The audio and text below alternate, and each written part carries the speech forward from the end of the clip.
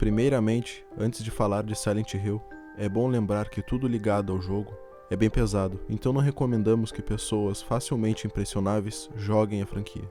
Silent Hill é uma franquia de jogos survival horror das antigas, com a diferença de que ele deixa de ser apenas um jogo de sustos e passa a mexer também com a parte psicológica dos jogadores.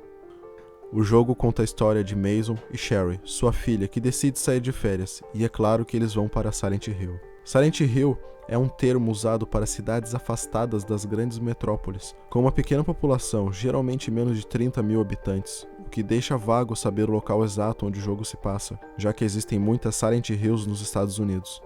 O que eles não sabiam é que na época da colonização da cidade foram feitos cultos a Samael como um deus. Samael, na mitologia cristã gnóstica, chamado de Deus Cego, sendo o terceiro nome do demônio Demiurgo. Na mitologia cristã convencional, Samael é outro nome para Lúcifer. Todos os habitantes da cidade o tomaram como Deus. O culto cresceu com a cidade e com o tempo surgiu uma líder que, junto com os adoradores de Samael, queriam trazê-lo de volta, mas isso exigiria sacrifícios. Uma mulher precisava dar à luz a um embrião de Samael. A mesma mulher precisaria sofrer muito e ter muito ódio em seu coração para dar certo. A líder do culto, Dália, ofereceu sua filha, Alessa, que de boa vontade aceitou. Para se ter uma ideia, queimar ela viva era uma das coisas menos dolorosas que fizeram.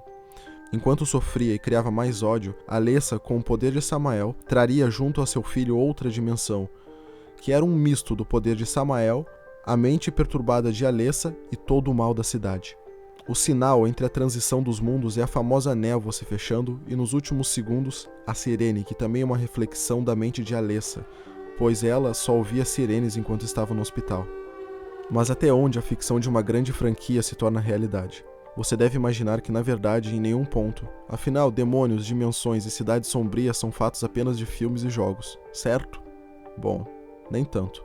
No mundo da física, mais precisamente na física quântica, existem uma série de fenômenos pouco conhecidos, viagens temporais, partículas que reagem ao olhar humano e o que vamos falar, a teoria das dimensões extras. Atualmente, o ser humano conhece apenas 4 dimensões: altura, largura, profundidade e o tempo, sendo o tempo talvez a mais difícil de ser observada, e também a mais relativa. O que de fato não sabemos é se existem outras dimensões, como uma 5ª dimensão, 6ª, 7ª e por aí vai.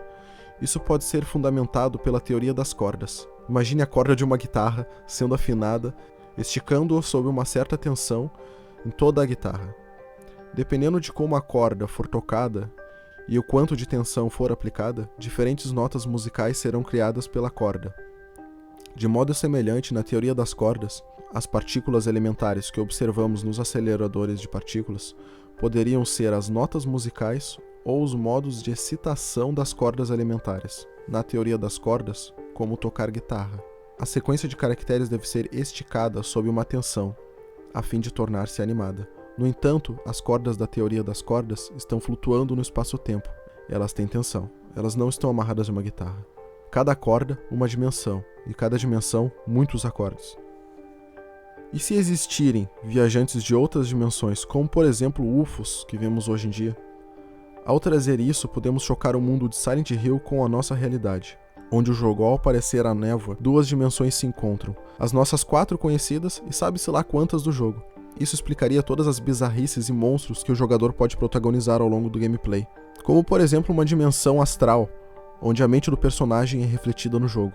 Seria Silent Hill apenas um ponto onde 2 dimensões entram em colisão?